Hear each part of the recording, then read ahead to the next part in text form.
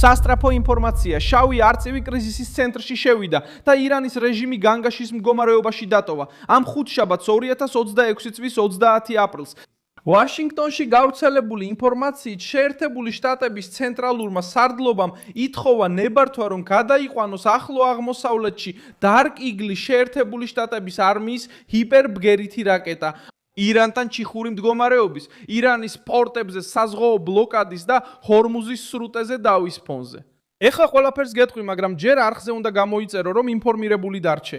რეალურ დროში ინფორმაცია საუკეთესო ჟურნალისტური ხარისხით, რაც კი ოდესმე გინახავს. სანდოობის სტანდარტით, მილსონ ალვესი. მთავარი საკითხი პირდაპირია. ვაშინგტონის სურს თეირანზე ზეწოლის გაძლიერება მხოლოდ გემებზე, გამანადგურებლებზე და სანქციებზე დამოკიდებულების გარეშე. ახალი ვარიანტი უკვე მაგიდაზეა. ეს არის შორმანძილზე მოქმედი იარაღი, რომელიც შექმნილია დაცულ გარემოში მგრძნობიარე სამიზნეების დასაზიანებლად.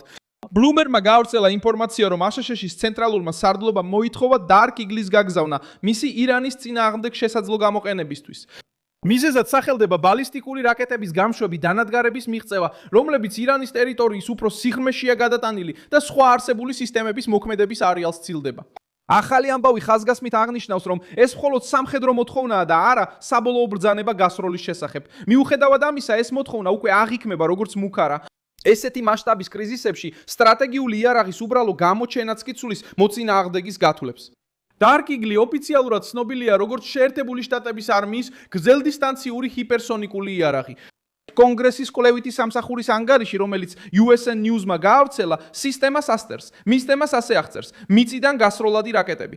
ჰიპერსონიკული გლაიდერის მქონე კორპუსით, რომლის აღწევილი სიშორია 1725 მილი და შესაძლებლობა აქვს დაარტყას როგორც დროისადმი მგრძნობიარე, ისე კარგად დაცულ სამიზნეებს.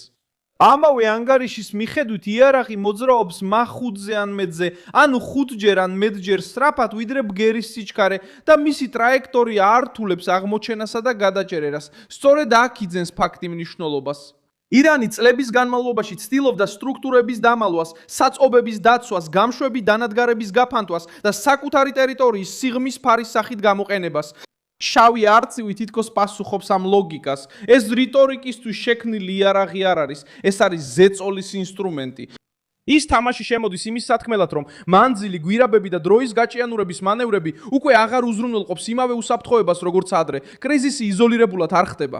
შეერთებული შტატების საზღვაო ბლოკადამ ირანის პორტებზე უკვე მნიშვნელოვნად შეამცირა თეირანის ნავთობის გაკიდვის შესაძლებლობა. შეერთებული შტატების ცენტრალური სარდლობის მიხედვით იყო 81 ნავთობის ტანკერი, დაახლოებით 69 მილის მანძილზე. მილიონობით ბარელი ნავთობი იყო, რომელსაც ირანის რეჟიმი ვერ ყიდდა. იგივე რეპორტაჟში აღინიშნა, რომ ექსპორტი მარტთან შედარებით 80%-ზე მეტით შემცირდა. თეირანისთვის ეს ყველაზე მტკივნეული წერტილია. ნავთობი აფინანსებს სახელმწიფოს, ინარჩუნებს სამხედრო მანქანის ნაწილს და უზრუნველყოფს ისლამური რევოლუციური გვარდიის არსებობას. როცა ეს ფული ზღვაში იჭედება, ზეწოლა მხოლოდ დიპლომატიური აღარ არის. ის ბიუჯეტზე, საწვავსა და მოკავშირეების გადახდის შესაძლებლობაზე, ასევე ძალისიერ სახის შენარჩუნებაზე აისახება. ამიტომ ბლოკადა მხოლოდ საზღვაო ბარიერი არ არის. ეს ეკონომიკური წნეხია რეჟიმის გულში პირდაპირ. ირანი ცდილობს პასუხს მუქარით. ირანის ხელისუფლების წარმომადგენლები ამბობენ, რომ ამერიკის შეერთებული შტატების ყოფნა სპარსეთის ყურეში პროვოკაცია. აცხადებენ, რომ ჰორმუზის სრუტე ზეწოლის ქვეშ არ გაიხსნება და ჰპირდებიან რეაგირებას თუ ახალი თავდასხმები მოხდება, მაგრამ რეალობა თეირანისთვის უფრო რთულია. ეკონომიკა დახშულია. საზღვაო ვაჭრობა მეთვალყურეობის ქვეშაა და ისლამური რევოლუციური გვარდია იძულებულია აჩვენოს ძალას სწორედ მაშინ, როცა მისი მოქმედების სივრცე მცირდება. ამ ვითარებაში დონალდ ტრამპი ორ ფრონტზე ინარჩუნებს ზეწოლას. ერთი მხრივ ეკონომიკური მიმართულება ბლოკადით, სანქციებითა და ფინანსური იზოლაციით, მეორე მხრივ სამხედრო ვარიანტი, გამანადგურებლებით, გემებით, მეთვალყურეობით და ახლა უკვე Dark Eagle-ის შესაძლებლობით. ვაშინგტონის მიზანია აიძულოს ირანი, რომ დათანხმდეს რეალურ შეზღუდვებს ბირთვულ პროგრამაზე და შეამციროს ბალისტიკური რაკეტების საფრთხე. თეთრი სახლისთვის არ არის საკმარისი მომავალი მოლაპარაკების ბუნდოვალი დაპირება. მოთხოვნაა, რომ თეირანმა უკან დაიხიოს ისე, რომ ეს გადამოწმდეს. ირანის რეჟიმი ცდილობს შიდა საზოგადოებას წინააღმდეგობის გაწევის იდეა მიჰყიდოს. ისლამური რევოლუციური გვარდია საუბრობს გამარჯვებაზე, სუვერენიტეტზე და სპარსეთის ყურის კონტროლზე. მაგრამ ამ რიტორიკას პრაქტიკული პრობლემა აქვს. გაჩერებული გემების შემოსავალს არ იძლევა, დაბლოკილი ნავთობი ფულად არ იქცევა. დამალული რაკეტები უსაფრთხოებას ვერ უზრუნველყოფს, როცა მოწინააღმდეგე ზესახელმწიფო უფრო შორ მანძილზე მოქმედ სისტემებს ამზადებს. ბრიტორიკა შეიძლება აალდეს სახელმწიფო ტელევიზიაზე, მაგრამ ზეწოლა ზღვაზე, ბაზარზე და მოლაპარაკების მაგიდასთან ვერ აგვარებს. ამ კონტექსტში შავი არწივი გაფრთხილების როლს ასრულებს. ვაშინგტონს არ ჭირდება თქვას, რომ ხვალ შეუტევს, რათა თეირანში შეშფოთება გამოიწვიოს. საკმარისი აჩვენოს, რომ აქვს ახალი, სწრაფი და რთულად შესაკავებელი იარაღი. რეჟიმის შიში მხოლოდ გასროლაში არ არის, ის ეჭვშია. თუ სისტემა ახლო აღმოსავლეთში მივა, ისლამური რევოლუციური გვარდია იძულებული იქნება დახარჯოს ენერგია, გადაადგილოს რესურსები და გადახედოს დაცვას.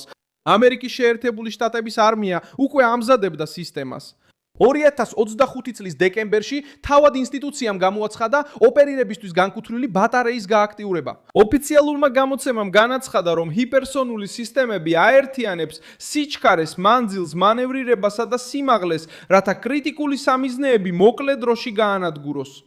ანუ ეს არ არის სათაურისთვის იმპროვიზებული ნაწილი, ეს არის სამხედრო პროექტის ნაწილი, რომელიც ეხლა რეალური კრიზისის წინაშე დგას. ყურის ქვეყნებისთვის ეს ნაბიჯი სხვა მნიშვნელობას ატარებს. საუდის არაბეთი, არაბთა გაერთიანებული საამიროები, ქუვეითი და რეგიონის სხვა ეკონომიკები დამოკიდებულნი არიან საზღვაო მარშრუტების უსაფრთხოებაზე, ენერგიის ნაკადზე და ხორმუზის სრუტეში პროგნოზირებადობაზე. როდესაც ირანი იმუქრება, რომ სრუტეს პოლიტიკურ იარაღად გადააქცევს, ის მხოლოდ ვაშინგტონს არ აწვება, ის მთელ რეგიონს აწვება. და როდესაც შეერთებული შტატები ჰიპერსონიკურ იარაღს ამატებს დებატებში, ეს მოკავშირეებისთვის სიგნალია, რომ ამერიკული დაცვა კიდევ უფრო მაღალ დონეზე შეიძლება ავიდეს. ყველაზე მნიშვნელოვანი ისაა, რომ კრიზისი იმ ფაზაში შევიდა, სადაც თითოეულ მოძრაობას ფსიქოლოგიური და ეკონომიკური ეფექტი აქვს. თუ დარკიგლი მიიღებს გადაადგილების ნებართვას, ირანის რეჟიმს ახალი წნეხის ფენასთან მოუტევს გამკლავება. თუ არ გამოიყენებენ, მუქარა მაინც ასრულებს პოლიტიკურ როლს. ეს აჩვენებს, რომ დონალდ ტრამპი მზადაა გაამკაცროს ბლოკადა, გაზარდოს წინააღმდეგობის ფასი და არ მისცეს ისლამური რევოლუციური გვარდიის წევრებს სიმშვიდის საშუალება. ასევე არსებობს გაფრთხილება. ჰიპერსონიკული იარაღები მარტო ვერ წვეთს ომს, ვაშინგტონიც ამას კარგად იცის. ნამდვილი ძალა კომბინაციაშია, საზღვაო ბლოკადა შემოსავლის მოსაჭრელად, სანქციები ფინანსური გზების დასახურად, მკაცრი დიპლომატია უკან დახევის მოსთხოვად. და სამხედრო ძალა მზადაა, რომ ირანს არ მისცეს საშუალება გამოიყენოს რაკეტები, ნავთობი და ჰორმუზი როგორც ფარი. ეს კომპლექსი აქცევს შავ არწივს ომზე მეტად. ის ხდება მაქსიმალური ზეწოლის სტრატეგიის ნაწილი. თეირანი ახლა ცდილობს დროის მოგებას. რეჟიმი საუბრობს პირობებზე, ცდილობს მოლაპარაკებები გადადოს. და ცდილობს შეინარჩუნოს თავისი ბირთვული პროგრამა, როგორც გადარჩენის ბარათი, მაგრამ შეერთებულმა შტატებმა როგორც ჩანს გაიგო, რომ ზედმეტი დრო ირანს აძლევს ხელს. ყოველი გადადებული კვირა შეიძლება საშუალებას აძლევდეს ისლამური რევოლუციური გვარდიას, რომ გადაინაწილოს მარაგები და სცადოს გაყიდვის მარშრუტების აღდგენა. ამიტომ ზეწოლა სწორედ ახლა იზრდება. ამ მომენტში ხდება ის, რომ უკვე მძიმე კრიზისში მყოფ ირანში ჩდება ახალი სამხედრო საფრთხე. ჰიპერსონიკული რაკეტის გამოყენების შესაძლებლობა ცხადყოფს, რომ თეირანისთვის კომფორტული დრო შეიძლება სრულდებოდეს. დალაიქე ეს ვიდეო, გამოიწერე არხი და ბოლოს გადახედე კომენტარებს, რომ კიდევ უფრო მეტად ჩაერთო მილსონ ალუისის საზოგადოებაში.